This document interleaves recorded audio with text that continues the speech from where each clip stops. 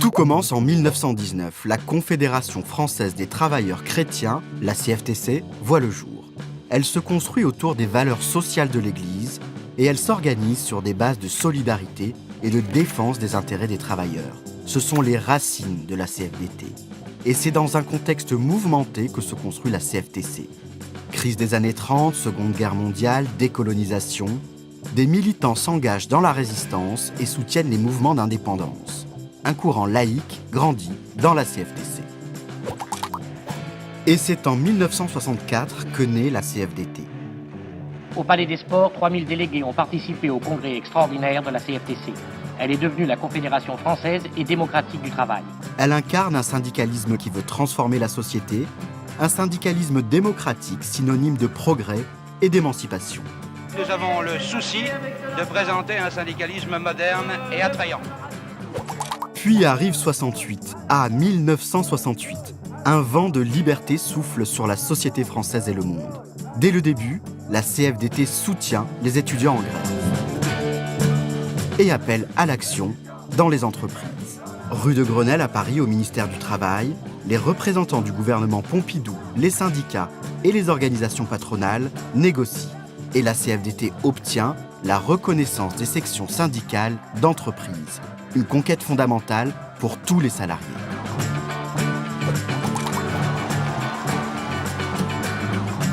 Un an après l'arrivée de la gauche au pouvoir, 1982 est une autre date importante dans la vie de l'organisation et de ses militants. La CFDT contribue à l'élaboration des lois Auroux sur le dialogue social. Il faut que, après 1968, qui a vu reconnaître la section syndicale d'entreprise, on en vienne à une loi pour obliger à négocier dans l'entreprise les salaires réels, la formation professionnelle, les conditions de travail. J'ai nommé un nouveau Premier ministre, M. Michel Rocard. Avec le deuxième mandat de François Mitterrand en 1988, la CFDT poursuit son action réformiste et réaffirme son indépendance politique. Ce que les salariés attendent de nous, c'est un syndicalisme qui produise des résultats concrets. On poursuit notre voyage dans le temps. Nous voilà en 1997. La CFDT obtient les 35 heures du gouvernement Jospin. La réduction du temps de travail est une revendication phare de la CFDT et les 35 heures deviennent une réalité. Avec la CFDT, soyez révolutionnaires, fabriquez le possible qui change le présent et qui façonne l'avenir. C'est en début d'après-midi que les organisations syndicales retrouvent François Fillon. En 2003, le soutien de la CFDT à la réforme des retraites est très critiqué.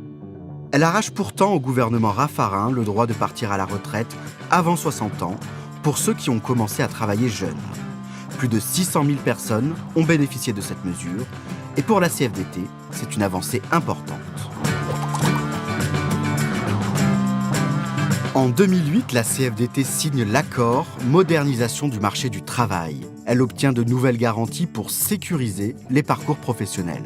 Et certains droits, comme le droit à la mutuelle d'entreprise ou à la formation, deviennent transférables après un licenciement. Rien ne se perd, tout se recycle, et pour le bien de tous les salariés. On est en train de donner une vraie direction à l'évolution des futures négociations qui doivent aller maintenant sur la construction de vraies sécurisations des parcours professionnels. Après plus de 3 mois de discussions, de négociations, les partenaires sociaux... En 2013, la CFDT signe l'accord Sécurisation de l'emploi. L'objectif, favoriser l'emploi des jeunes, réduire la précarité au travail et permettre à tous les salariés d'avoir une complémentaire santé. Ce n'est quand même pas rien. Et toutes ces victoires, ces avancées pour tous les salariés, elles sont possibles parce qu'à la CFDT, il y a une organisation, une méthode et des compétences qui permettent de conquérir des nouveaux droits.